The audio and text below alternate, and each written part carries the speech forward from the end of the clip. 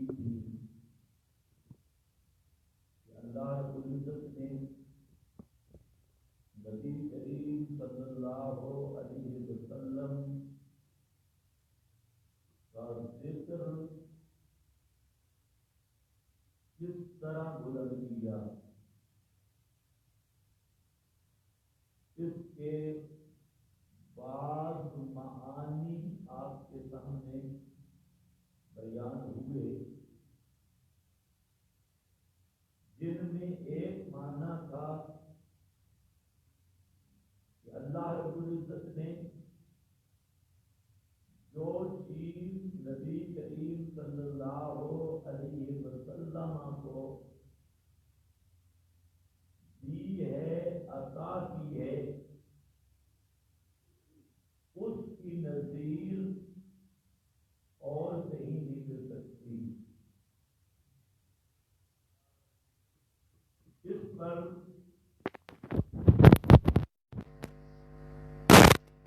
چاہے وہ طہارت نسب کا اظہار ہو یا نبوت سے پہلے آپ کا کردار ہو یا آپ کا نام نامی اسم گرامی ہو، چاہے آپ کا ختم نبوت کا اعزاز ہو یا رحمت للعالمین ہونے کا شرف ہو، مقام محمود میں شفاعت کبریٰ کا دروازہ ہو یا جنت کا دروازہ ہو، جو آپ کو مقامات اور عظمتیں ملی ہیں، ان میں کوئی دوسرا سہیم اور شریک نہیں۔ یہ مضمون آپ کے سامنے بیان ہو گیا۔ اسی طرح آپ کو اللہ رب العزت نے جو ظاہری حسن و جمال دیا، اس کا بھی آپ صلی اللہ علیہ وسلم کی نظیر کائنات میں نہیں۔ حضرت علی رضی اللہ تعالی عنہ جو بڑے فصیح بلیغ ہیں، اہل لسان بھی ہیں، فصاحت و بلاغت کے امام بھی ہیں، وہ جب آپ کا سراپا اور نبی کریم صلی اللہ علیہ وسلم کا حلیہ بیان کرتے کہ آپ کا حلیہ مبارک کیا تھا، تو ان کو الفاظ نہیں ملتے تھے کہ میں کن لفظوں سے نبی کریم علیہ السلام کے حسن کو بیان کروں، آپ کے حلیہ مبارک کو بیان کروں۔ وہ الفاظ نہیں پا سکتے تھے۔ آخر میں عاجز ہو کر حضرت علی کے لفظ ہیں، لم ارا احسن شیئا قبلہ ولا بعدہ، لم ارا احسن شیئا، کہ نبی کریم علیہ السلام کو اللہ نے وہ حسن و جمال عطا کیا کہ میں علی نے آپ سے زیادہ حسین چیز نہ پہلے دیکھی نہ کبھی بعد میں دیکھوں گا۔ شیئن، کوئی چیز بھی، چاہے وہ سورج ہو، اس کی چمک ہو، 14ویں کا چاند ہو، اس کی چمک ہو، بہار کے پھولوں کا حسن ہو، ان کی چمک و دمک ہو، حضرت علی فرماتے ہیں لم ارا شیئن، دنیا میں جتنی چیزیں بھی میں نے دیکھی، کوئی چیز بھی حسین سے حسین ترین چیز وہ بھی ہو تو نبی کریم صلی اللہ علیہ وسلم کے حسن و جمال کا مقابلہ نہیں کر سکتی تھی. ظاہری حسن میں بھی. اسی لیے حضرت حسان کے وہ اشعار مشہور ہیں کہ احسن من کا لم تارا قط تو عینی واجمل من کا لم تالے دن نساء. احسن من کا لم تارا قط تو عینو. ایک روایت میں پڑھا گیا عینی، دوسری میں عینو. اگر عینی ہو تو اس کا مطلب ہے میری آنکھ نے نہیں دیکھا، اور عینو ہو تو اس کا مطلب ہے کسی کی آنکھ نے نہیں دیکھا. عینو احسن من کا لم تارا قط تو عینو، کہ اللہ کے محبوب آپ وہ حسین ہیں کہ کسی آنکھ نے ایسا حسین نہیں دیکھا، چاہے وہ فرشتے کی آنکھ ہو، انسان کی آنکھ ہو، یا اللہ رب العزت کی قدرت کی آنکھ ہو. عینو میں ایسی تعمیم ہے، سب آنکھوں کو شامل. جبریل نے آدم کو بھی دیکھا، جبریل نے حضرت نوح کو بھی کشتی پہ سوار دیکھا، جبریل نے حضرت ابراہیم کو آگ میں جاتے ہوئے دیکھا، جبریل نے حضرت موسیٰ کو بحر کلزم کے کنارے پہ دیکھا، اور فرعون کے دربار میں مسئلہ بیان کرتے ہوئے دیکھا. جبریل نے حضرت یوسف کو کنویں کے اندھیروں میں بھی دیکھا، مصر کی جیلوں میں بھی دیکھا، اور مصر کے بادشاہی کے تخت پہ بھی دیکھا. حضرت حسان کہتے ہیں لم تارا قط تو عینو. جبریل نے بھی جن جن کو دیکھا وہ بڑے خوبصورت اور سونے تھے، لیکن احسن من کا، اللہ کے محبوب آپ کا حسن وہ ہے کہ وہ حسن والے بھی آپ کے حسن کا مقابلہ نہیں کر سکتے. جبریل کی آنکھ نے بھی ایسا خوبصورت کوئی نہیں دیکھا. لم تارا قط تو عینو واجمل من کا لم تالے دن نساء. اور آپ سے جمیل، جمال کا تعلق ہے نقش و نگار کے ساتھ، حسن کا تعلق ہے رنگ روپ کے ساتھ.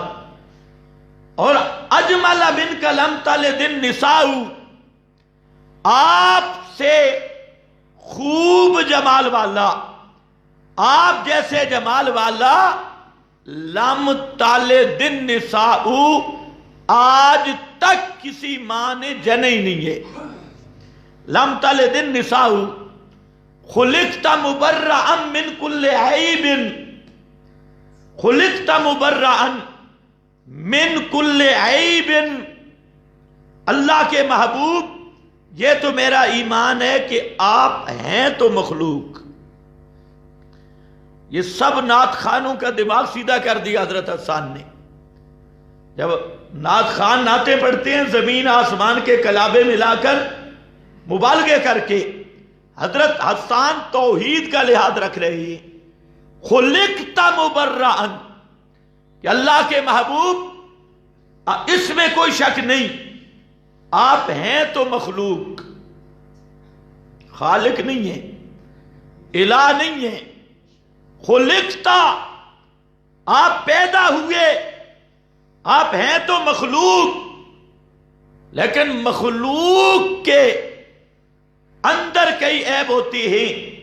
خلقت مبرئا من کل عیب، کہ اللہ کے محبوب آپ مخلوق میں بالکل بے عیب ہیں. اللہ نے آپ کے اندر کوئی عیب نہیں رکھا. جو مخلوق کے عیب ہوتے ہیں آپ کو اللہ نے مخلوقات میں بے عیب پیدا کیا ہے. مبرأ من کل عیب. اب دیکھیں جہاں شان توحید کا بھی لحاظ اور شان رسالت کا بھی لحاظ سے دونوں سبق اکٹھے ہو گئے، اور اس میں غالیوں کا بھی رد ہو گیا. جو کہا کرتی ہیں اسی کے جلوے اسی سے ملنے، اسی سے اس کی طرف گئے تھے. یہ اس رنجو خان نے لکھا اسی کے جلوے اسی سے ملنے، اسی سے اس کی طرف گئے تھے کہ معراج والی رات نبی پاک صلی اللہ علیہ وسلم اپنے آپ کو ملنے گئے تھے. اپنے آپ کو ملنے گئے تھے. وہ بھی یہ تھا، یہ بھی وہ تھا. تو اس کفری عقیدے کا حضرت حسان رد کر رہے ہیں کہ کل کوئی غالی عیسائیوں کی طرح یہ نہ کہنے لگ جائے کہ یہ وہ اور وہ یہ اس اور اس کو ملا نہ دے، عبد اور معبود کا فرق نہ ختم کر بیٹھے، اور بندہ مخلوق اور خالق کا فرق نہ ختم ہو جائے. اس لیے فرماتے ہیں خلقت مبرئا من کل عیب، کہ اللہ کے محبوب ہیں تو مخلوق، اس میں کوئی شک نہیں. اور جو مخلوق ہو اس میں خالق کی صفتیں نہیں ہوتی. جو مخلوق ہو اس میں معبود کے خواص نہیں ہوتے، معبود کی صفات نہیں ہوتی.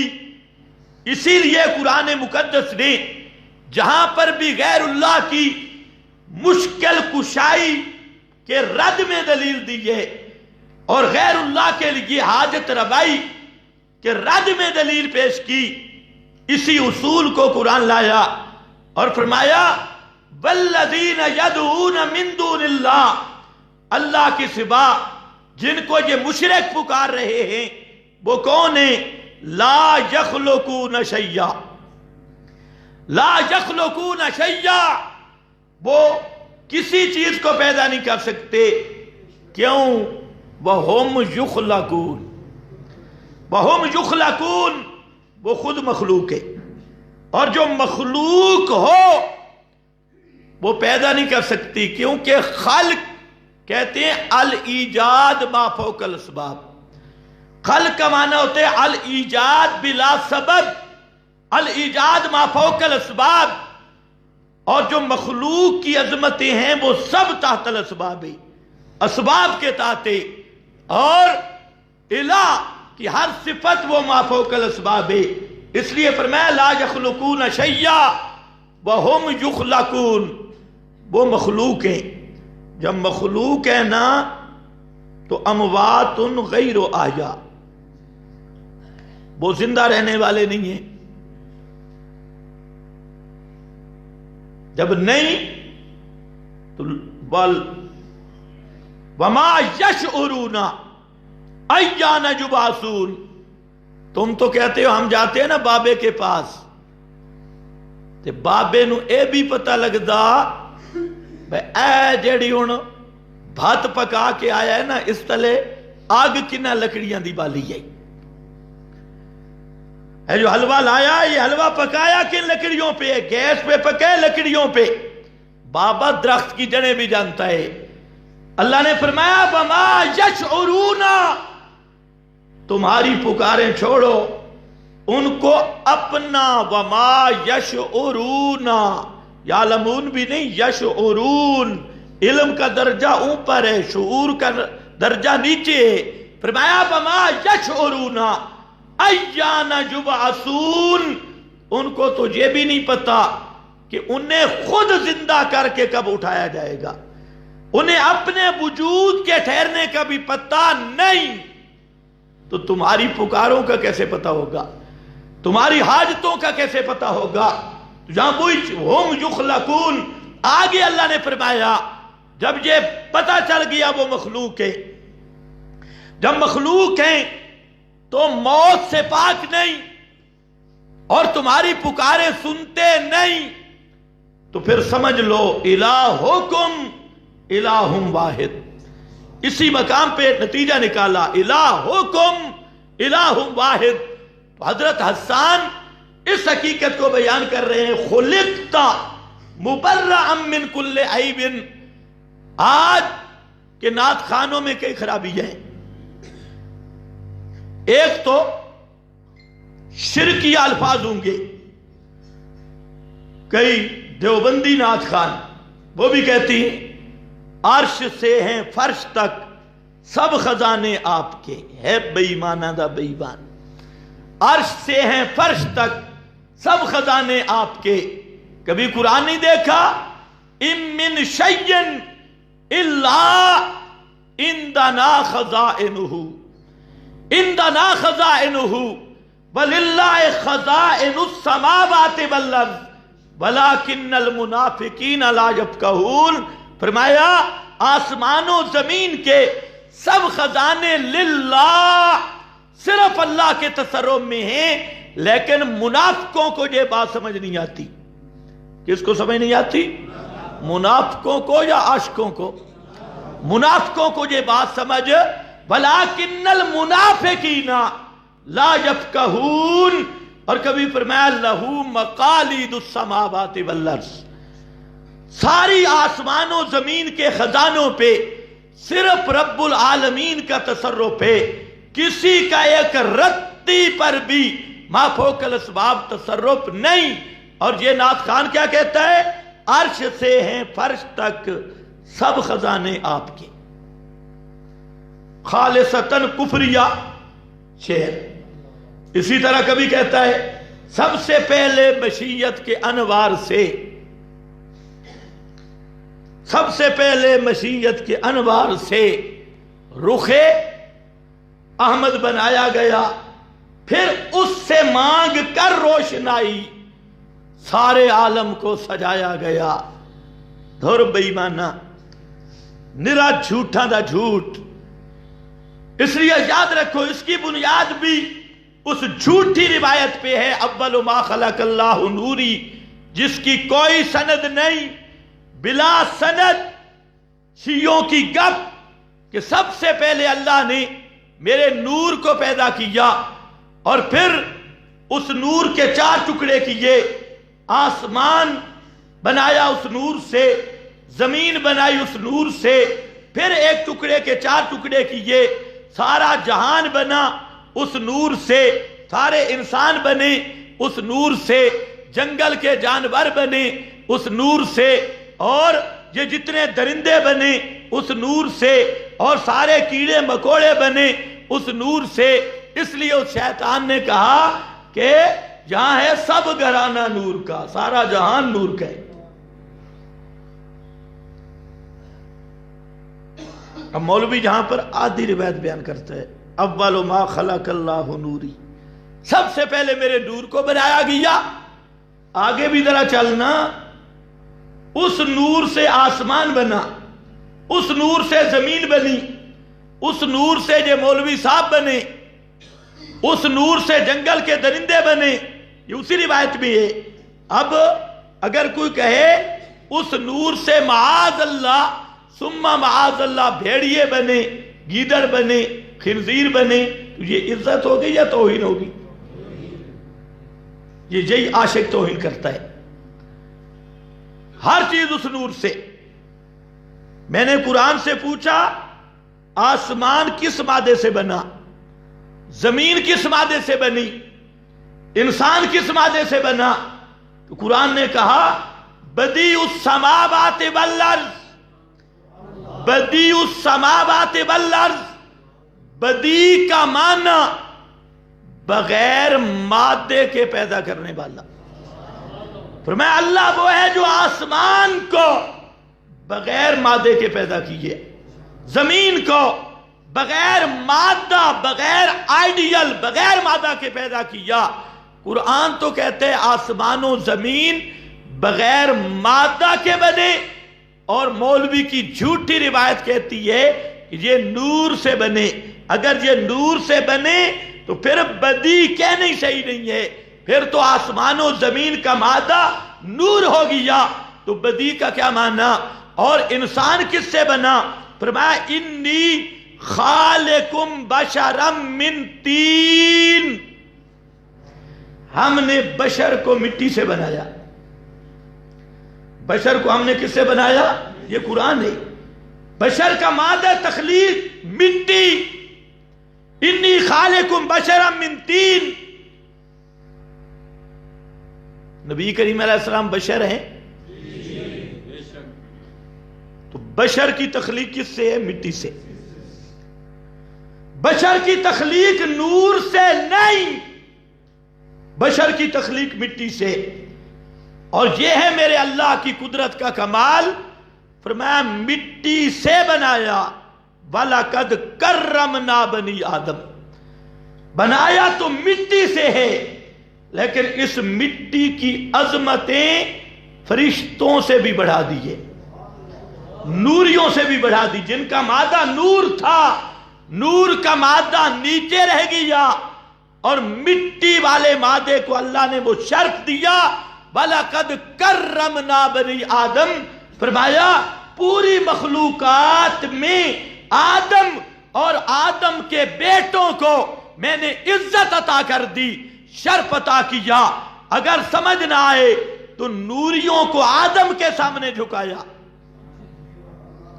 اور سید الملائکہ جبریل کو آدم کے بیٹے محمد مصطفیٰ کا نوکر بنا دیا۔ اللہ کرے سمجھ آ جائے۔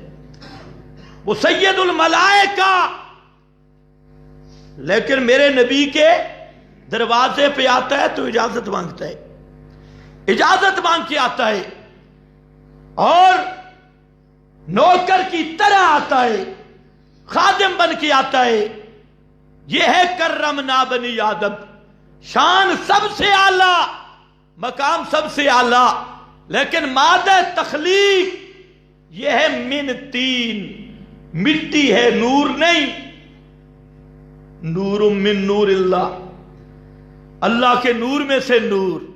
تو تیرے اندر اور امریکی عیسائی میں کیا فرق ہے؟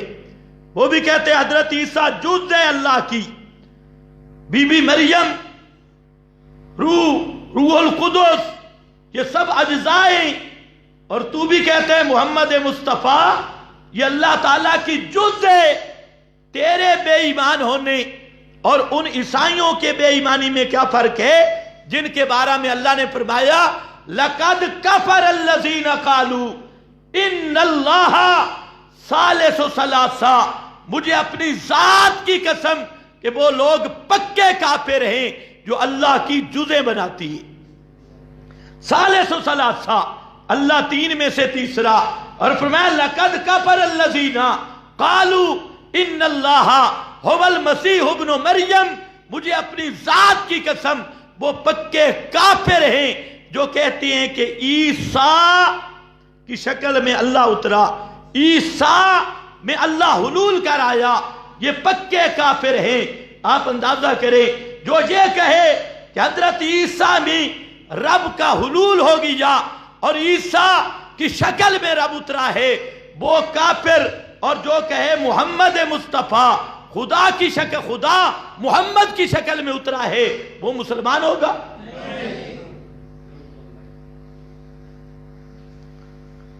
سوچتے ہو؟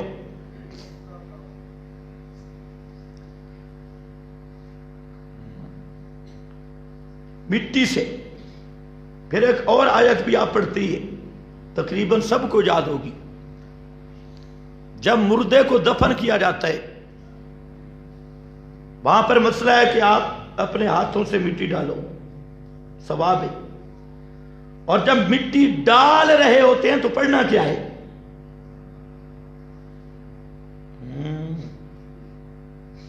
آیت کون سی پڑھنی ہے؟ منہا خلقناکم وفیہا نعیدکم ومنہا نخرجکم تارۃ اخری، تارۃ اخری۔ یہ ہر میت کا ضابطہ ہے۔ جب نبی کو صحابہ نے دفن کیا تب بھی یہی پڑھا منہا خلقناکم وفیہا نعیدکم. منہا معنی پہ غور کر لو. کیا معنی؟ اس مٹی سے ہم نے تمہیں پیدا کیا. منہا خلقناکم وفیہا نعیدکم. اس مٹی میں ہم تمہیں واپس کر رہے ہیں. ومنہا نخرجکم. اور وقت آئے گا اسی مٹی سے ہم تمہیں نکالیں گے. نخرجکم تارتن اخرى. دوسری مرتبہ اسی مٹی سے نکلو گے. منہا خلقناکم. اگر اس آیت پہ آپ غور کریں خدا کی قسم سارے جھگڑے ختم. منہا خلقناکم. اسی سے ہم نے تمہیں پیدا کیا تھا, اسی میں ہم تمہیں لوٹا رہے ہیں. آج کوٹھیاں گئی, بینک بیلنس وہ پیچھے رہ گئے, محل ماڑیاں گئے, ٹیپ ٹاپ گئی, اسی سے بنا تھا اسی جگہ پہ آ گیا. پہنچی وہاں پہ خاک جہاں کا خمیر تھا. یہ ایک جملہ بڑا با مقصد ہے. پہنچی وہاں پہ خاک. اس کا اگرچہ استعمال تو اور معنوں میں کرتے ہیں لیکن اس کا حقیقی معنی ذرا سمجھو. پہنچی وہاں پہ خاک جہاں کا خمیر تھا. خمیر اس جگہ کا تھا, آج یہ اسی جگہ پہ پہنچ گیا. اور حدیث پاک میں ہے نبی کریم علیہ السلام فرماتے ہیں جب نطفہ ٹھہرتا ہے اور اللہ تعالیٰ کو منظور ہوتا ہے کہ میں بچہ یا بچی پیدا کروں, اولاد اس کی پیدا کروں, تو جب پہلے دن نطفہ ماں کے رحم میں ٹھہر جاتا ہے اللہ فرشتے کو حکم دیتے ہیں کہ فلاں جگہ کی خاک لو اور اس خاک کے ساتھ اس نطفہ کو ایسے گوندھ دو جیسے آٹا گوندا جاتا ہے. اور وہ خاک کس جگہ کی ہوتی ہے؟ دفن کی جگہ کی, جہاں پر اس آدمی نے دفن ہونا ہوتا ہے. اس جگہ کی خاک اٹھا کے فرشتہ ماں کے رحم میں اس کو گوندھ دیتا ہے آٹے کی طرح. حضرت عبداللہ ابن مسعود رضی اللہ تعالیٰ عنہ نے یہ مضمون بیان کیا. اور پھر اس سے آدمی کا خمیر تیار ہوتا ہے, اسی سے وجود کی باڈی ذرات اصلیہ تیار ہوتے ہیں, جس کو حدیث میں کہا گیا عجب الذنب, حدیث میں کہا گیا. اور آج سائنس کی بولی میں جو ڈی این اے وغیرہ کرتی ہیں یہ وہی ذرات ہوتے ہیں اصلی. آج سائنس نے بھی اس کی تصدیق کی. نبی کریم علیہ السلام نے اپنی زبان میں اسے عجب الذنب قرار دیا اور متکلمین اس کو ذرات اصلیہ سے تعبیر کرتے ہیں. وہ جو حقیقتاً خمیر اور باڈی ہے اس کے ساتھ روح جب اس میں داخل ہوتی ہے تو اصل انسان یہ بنتا ہے. اور وہ ذرات چاہے وہ جل جائے, چاہے دریاؤں میں چلا جائے, جہاں پر بھی چلا جائے, اللہ رب العزت اپنی قدرت سے ان ذرات اصلیہ کو محفوظ رکھتے ہیں. اور قیامت کے دن بھی اس جسم کی دوبارہ تخلیق کا اصل باڈی اور اصل میٹیریل وہی ذرات اصلیہ ہوں گے اور اسی پر باڈی کو دوبارہ پیدا کیا جائے گا. تو فرمایا یہ ہوتا ہے انسان کی حقیقت کہ اس کی مٹی وہاں آئی. اب مرنے کے بعد جہاں پر بھی مر جائے قانون الہی ہے کہ اس کی باڈی وہاں پہنچتی ہے جہاں کا خمیر لیا گیا تھا, مٹی لی گئی تھی. اس پر احمد رضا خان نے لکھا فتاوی افریقہ میں ایک جملہ آپ سنتے ہو کہ دروغ گورا حافظہ نباشد. فارسی لوگ کہتے ہیں جھوٹے کا حافظہ نہیں ہوتا, کبھی کچھ کہتے ہیں کبھی کچھ رسالے تو لکھے کہ اللہ نے نبی کریم علیہ السلام کو اپنے ذاتی نور سے پیدا کیا. یہ لکھ کر جب فتاوی افریقہ میں آیا, افریقہ کے جنگلوں میں بیٹھا, تو احمد رضا کا دماغ بھی کام چھوڑ گیا. خود حدیث لایا کہ نبی کریم علیہ السلام فرماتے ہیں میں آنا با ابو بکر و عمر, میں ابو بکر عمر خلقنا من تربت واحدہ, ہم ایک ہی مٹی سے پیدا ہوئے, ایک ہی مٹی سے پیدا ہوئے. میری تخلیق کا مادہ ابو بکر عمر کی تخلیق کا مادہ ایک ہی مٹی ہے۔ میں نے کہا یہ مان کر پورے بریلوی مذہب پہ مٹی ڈال دی، اور بریلوی قذاب مولویوں کی آنکھوں پہ بھی مٹی، دماغ پہ بھی مٹی، جب یہ ثابت ہو گیا کہ رسول اللہ صلی اللہ علیہ وسلم اور ابو بکر عمر ایک مٹی سے پیدا ہوئے، تو حقیقت نور والا عقیدہ کہاں گیا؟ نور من نور اللہ والا عقیدہ کہاں گیا؟ یہ فتاوی افریقہ میں اس نے خود لکھا ہے، ایک مٹی سے پیدا ہوئے۔ اور یہ بات بالکل صحیح، غلام رسول سعیدی بریلوی محقق وہ بھی یہاں آ کر لکھتا ہے کہ یہ بات بالکل صحیح ہے کہ جائے دفن کی مٹی ہوتی ہے، اسی لیے نبی کریم علیہ السلام ابو بکر عمر ایک ہی جگہ پہ مدفون ہے، اور فرمایا ہاکذا نبعث یوم القیامہ، قیامت کے دن دائیں طرف ابو بکر صدیق ہوں گے، بائیں طرف حضرت فاروق اعظم ہوں گے، اور اسی طرح ہم زندہ ہو کر قبر سے نکلیں گے۔ ہاکذا نبعث یوم القیامہ۔ او واپس آ جاؤ، خلقت مبرأ من کل عیب۔ میں عرض یہ کر رہا تھا کہ نعت خانوں کی مبالغہ آرائی یہ پیغمبر کا نعت خان ختم کر رہا ہے کہ آپ مخلوق ہیں تو آپ کی شان بیان ہوگی مخلوق والی۔ اسی سے لوگوں کو دھوکہ لگتا ہے کہ جب الوہیت اور عبدیت کا ہم فرق کرتے ہیں تو لوگ کہتے ہیں جی دیکھو یہ نبی دی شان گھٹا رہے، نبی دی شان گھٹا رہے، یہ گھٹا رہے ہیں، حالانکہ بات یہ نہیں، پیغمبر کی شان وہ ہے نہ کسی کے گھٹانے سے گھٹ سکتی ہے۔ اس کی وجہ رفعنا لک ذکرک، ساری دنیا گھٹائے فرمایا نہیں گھٹ سکتی، میرے محبوب ہم نے جو بڑھا دیے، ہم نے آپ کو عظمتیں دی، ہم نے شانیں دی، ساری کائنات گھٹائے نہیں گھٹتی، اس لیے میرے پیغمبر کو گھٹانے کی فکر نہیں تھی۔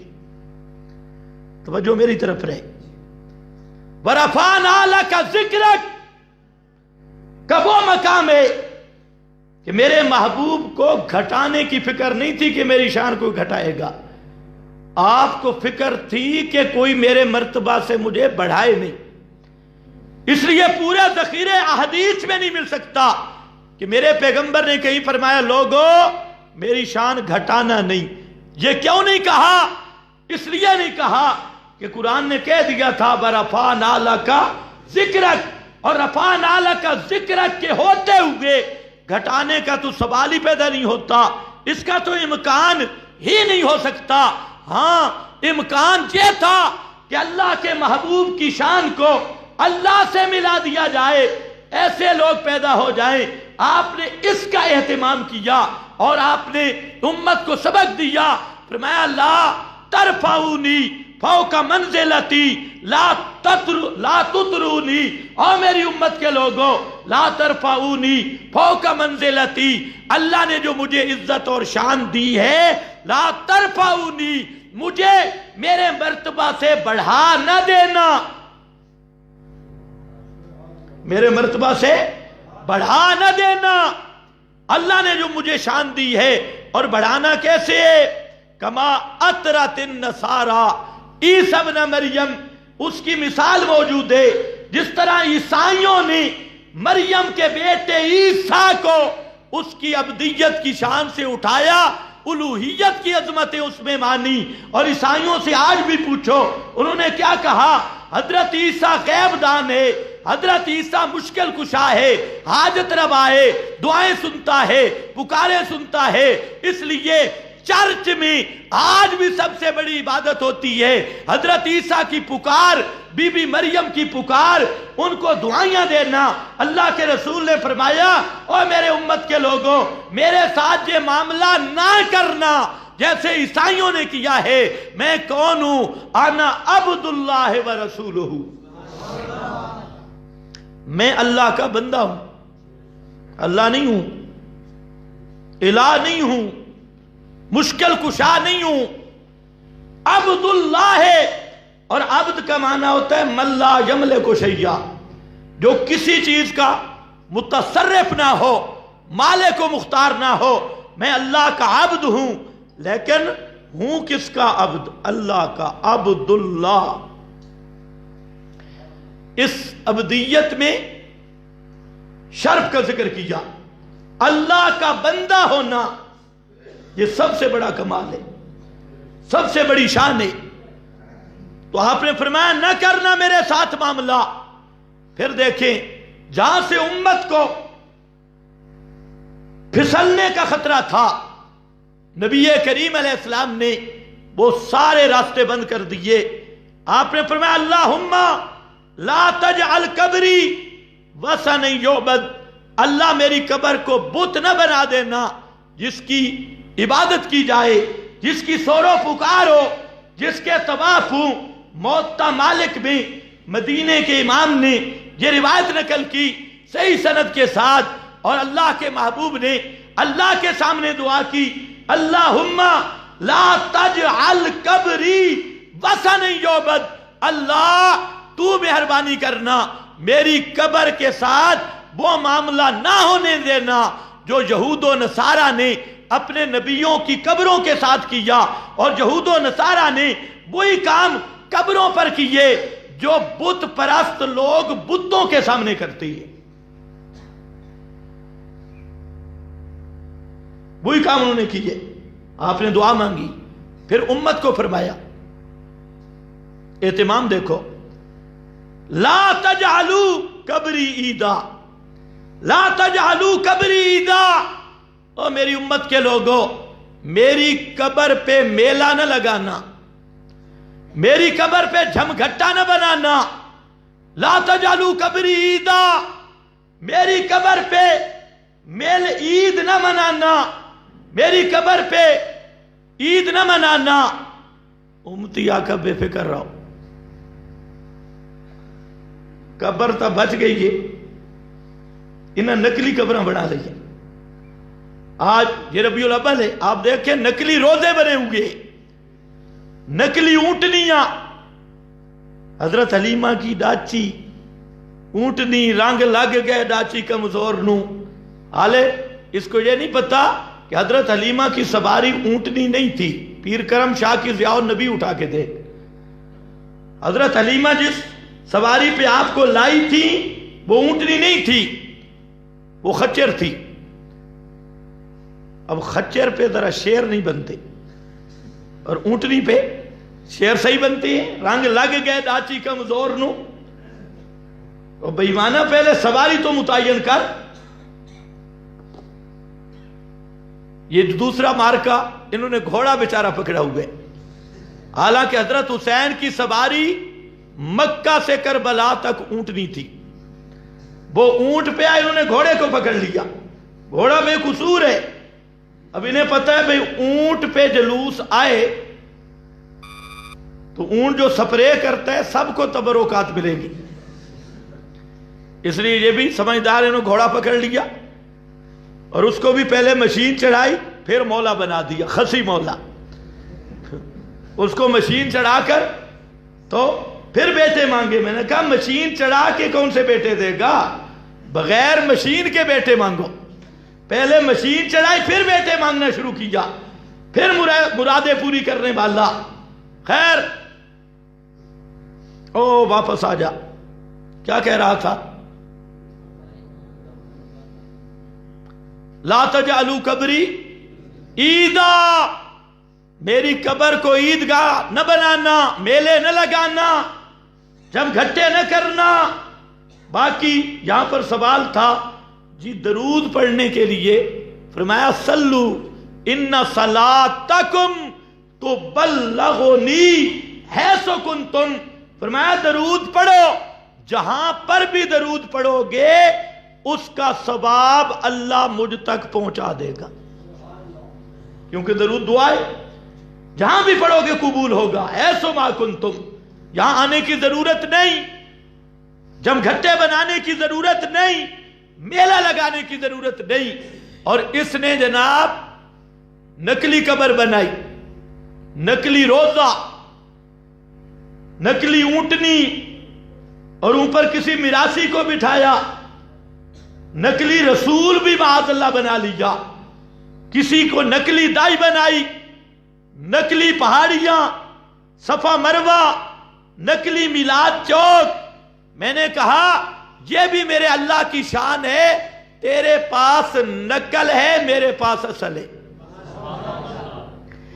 میرے پاس روزہ بھی اصلی، قبر بھی اصلی، صفا مروہ بھی اصلی، کعبۃ اللہ بھی اصلی، مدینہ منورہ بھی اصلی، اور میرے پاس مولد کا مقام بھی اصلی، کعبۃ اللہ والا، اور وہ بھی اصلی موجود ہے.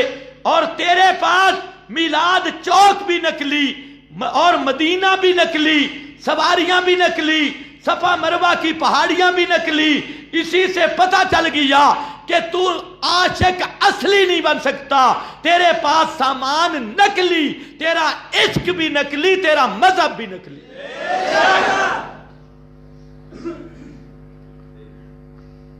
حلوے کا کیک کاٹا ہے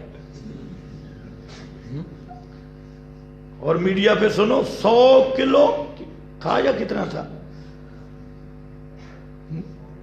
پتنے 100 من تھا کہ کلو، چلو بہرحال واللہ عالم، میڈیا پہ دیکھ لو. یہ عید آ رہی ہے، عاشقوں کا حلوہ تو کسی مولوی کو بھی اندر پکا دینا چاہیے تھا. مولویوں کا اندر چھلانگ لگاؤ، کنل ایوہ الجبل کنل حلوہ، پہاڑ کو حلوہ بنا دیتے ہو. اب بے ایمانو، تمہارا کام ہی کھانے کا ہے، کھاؤ. لا تجعلوا قبری عیدا. سبحان اللہ، اللہ نے میرے نبی کی قبر کو چھپا دیا. ایک حکم امت کو تھا، ایک اللہ کے سامنے دعا تھی. ایسا چھپایا کہ صحابہ کے بعد آپ کی قبر کو دیکھا بھی کسی نے نہیں ہے. صحابہ کے بعد تابعین میں ایک آدمی ملتا ہے، سب امام اسے سے نقل کر رہے ہیں. امام مالک مدینہ میں رہے، انہوں نے بھی آپ کی قبر مبارک کو نہیں دیکھا. امام ابو حنیفہ گئے، مکہ میں رہے، مدینہ میں رہے، پڑھتے رہے، پڑھاتے رہے، لیکن نہیں دیکھا. آپ بھی نہیں دیکھ سکے. امام بخاری مکہ مدینہ میں پڑھتے رہے، پڑھاتے رہے، اور بخاری شریف کی حدیث لکھتے رہے، لیکن امام بخاری نے بھی آپ کی قبر نہیں دیکھ سکی. ایک آدمی کہتا ہے کہ مجھے امام ابو حنیفہ کے استاذ کہتے ہیں کہ مجھے ایک آدمی ملا تھا، وہ کہتا ہے رأیت قبر النبی، میں نے نبی کریم علیہ السلام کی قبر کو دیکھا تھا. کان مسنمن، آپ کی قبر کوہانی شکل کی قبر تھی اور اس پر سنگریزے پڑے ہوئے تھے، کچی قبر تھی اور کوہانی شکل کی قبر تھی. وہ بیان کرتے ہیں کہ دیکھا ہے. باقی چاروں اماموں نے بھی نہیں دیکھا اور محدثین نے بھی نہیں دیکھا. آج تک آپ کی قبر پہ جانا ممکن ہی نہیں ہے. یہ مولوی دھوکہ دے رہے ہیں، اندہ قبری، وہاں قبر پہ جانا ممکن ہی نہیں. تو حضرت حسان نے کہا خلقت مبرأ من کل عیب. سب نعت خانوں کی اصلاح کی، جتنے یہ کہا کرتے ہیں کتاب فطرت کے سرورق پہ جو نام احمد رقم نہ ہوتا، یہ نقش ہستی ابھر نہ سکتا، وجود لا ہو قلم نہ ہوتا. میں نے کہا بے ایمانہ یوں نہیں ہے. اصل ہے کتاب فطرت کے سرورق پہ پیغام احمد رقم نہ ہوتا، لا الہ الا اللہ لہو دعوت الحق. یہ کتاب فطرت کے سرورق پہ پیغام احمد رقم نہ ہوتا، یہ نقش ہستی ابھر نہ سکتا، وجود لا ہو قلم نہ ہوتا. اللہ نے اپنے نبی کو بھی عزت دی ہے، تو اسی مسئلہ توحید کی خاطر آپ کو بھی عزت اور شان دی ہے.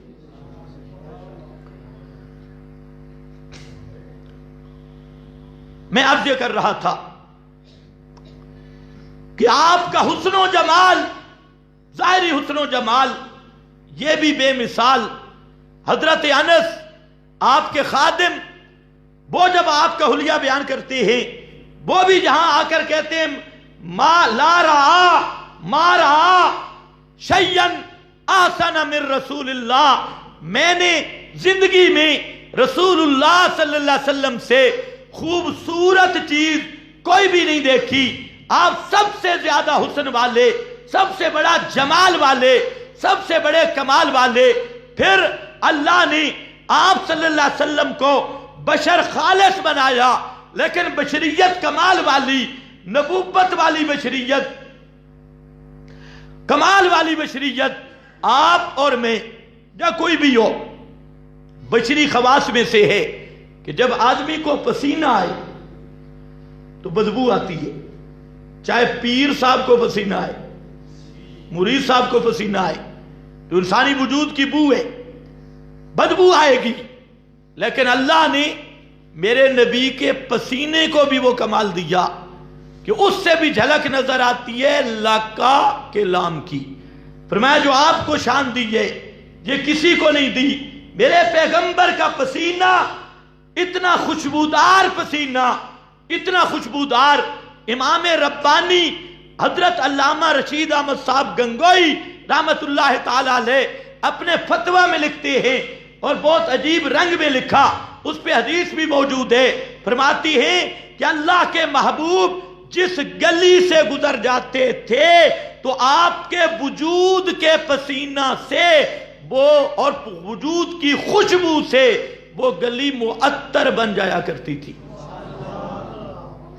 اور صحابہ محسوس کرتے تھے کہ اللہ کے محبوب جہاں سے گزرے، اور محسوس کس سے کرتے؟ خوشبو سے، کہ آپ کے وجود کی خوشبو آئی. اس سے صحابہ محسوس کرتے کہ اللہ کے محبوب جہاں سے گزر گئے. اب ذرا خیال کرنا، وہ خوشبو اسلام آباد میں ہے؟ پنڈی میں؟ فیصل آباد میں؟ کیوں نہیں؟ لوگ کہتے ہیں رسول موجود ہے حاضر ناظر، لیکن خوشبو موجود نہیں. ہم کہتے ہیں بے ایمانوں، خوشبو رسول سے جدا ہو ہی نہیں سکتی. اگر پیغمبر کریم پنڈی، اسلام آباد، پاکستان میں بھی ہر جگہ پہ حاضر ناظر ہوتے تو پیغمبر کی خوشبو بھی موجود ہوتی. جو کہے رسول ہے خوشبو نہیں، اس سے بڑا بے ادب اور گستاخ کوئی نہیں. صحابہ کرام پیغمبر کے گزر کو بھی خوشبو سے محسوس کرتے کہ خوشبو جو آ رہی ہے تو خوشبو والا جہاں سے گزرا ہوگا. اور پھر حضرات صحابہ کے واقعات دیکھیں. آپ سوئے ہوئے ہیں اور آپ کو پسینہ آیا، اور جو میزبان ہے اس نے شیشی اٹھائی، صحیح حدیث میں واقعہ ہے، اور وہ شیشی نیچے کی تاکہ پسینے کے قطرے گریں. نبی کریم علیہ السلام کی نیند ختم ہوئی، آپ کی آنکھ پڑی، پوچھا یہ کیا کر رہی ہے، یہ کیا کون سی شیشی ہے؟ تو اس نے کہا کہ اللہ کے محبوب میں غریب ہوں، اور لوگ عیدوں پر اجتماع میں خوشبوئیں لگاتے ہیں، میرے پاس خوشبو نہیں ہے، اور میں نے آپ کے پسینہ کا تجربہ کیا ہے. آپ کے پسینہ میں وہ خوشبو ہے کہ کائنات کی کوئی خوشبو اس کا مقابلہ نہیں کر سکتی. میں نے سوچا کہ آپ کے پسینے کے قطروں کو شیشی میں بند کر لوں تاکہ مجھے بھی یہ خوشبو نصیب ہو. لوگ اپنی اپنی خوشبوئیں لگائیں گے اور میں محمد مصطفیٰ کے پسینے کے قطرے لگا کر اپنی یہ کمی پوری کر لوں گی. اس کی کائنات میں کوئی مثال ہے؟ پسینہ اتنا خوشبودار کہ جنت کی خوشبو بھی رش کرے. تو آپ کو جو شان ملی کسی کو بھی وہ شان نہیں مل سکتی. سب سے اعلیٰ مقام، سب سے اعلیٰ شان، سب سے اعلیٰ بزرگی ایک، یہ معنی میں نے بیان پچھلے جمعے پہ کر دیا تھا، بات لمبی ہو گئی. رفعنا لک ذکرک کا ایک انداز یہی ہے، اور آگے انداز یہ بڑا لمبا بن جاتا ہے کہ انبیاء کی تصدیق کے لیے، نبوت کے کمالات کے اظہار کے لیے اللہ رب العزت نے معجزات کا سلسلہ رکھا ہے. جو معجزہ ہوتا ہے یہ پیغمبر کی شان کی بھی دلیل ہوتا ہے، جو معجزہ ہوتا ہے یہ پیغمبر کی عظمت کی بھی دلیل ہوتا ہے، اور جو معجزہ ہوتا ہے یہ پیغمبر کی نبوت کی برہان بھی ہوتا ہے، دلیل بھی ہوتا ہے۔ اگر اس لحاظ سے بھی دیکھا جائے تو رفعنا لک ذکرک کا یہ رنگ یہاں پر بھی غالب ہے کہ اللہ رب العزت نے جو نبی کریم صلی اللہ علیہ وسلم کے وجود پر معجزات کو ظاہر کیا، جس شان سے ظاہر کیا، یہ شان کسی کو بھی عطا نہیں کی۔ یہ حصہ حضرت محمد مصطفیٰ صلی اللہ علیہ وسلم کا ہے، جس طرز پہ رب العالمین نے معجزات کو پے در پہ ظاہر کیا اور جس شان سے ظاہر کیا، نہ وہ شان کہیں آپ کو مل سکتی ہے، نہ وہ آن اور نہ وہ وجود معجزات اور براہین آپ کو کہیں سے مل سکتا ہے۔ اللہ رب العزت نے پہلے انبیاء کے بھی معجزات بیان کیے۔ ایک بات ذہن میں رکھ لو، جہاں پر غالی لوگ دھوکہ دیتی ہیں، معجزہ میں اختیار کس کا ہوتا ہے؟ اللہ کا یا صرف اللہ کا؟ یہ مسئلہ یاد کرنے کا ہے۔ معجزات کے بارے میں 3 نظریات ہیں۔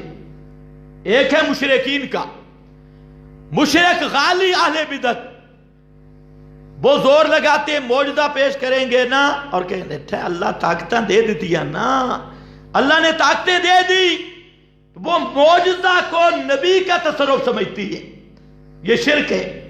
اور ایک سر سید کی پارٹی، یہ سارے چھکا چاڑ کمپنی، سکول کالج کے بڑے بڑے حضرات یہ معجزات کے منکر ہیں اور کہتے ہیں یہ قوانین فطرت کے خلاف ہے، معجزے کا وجود ہی کوئی نہیں۔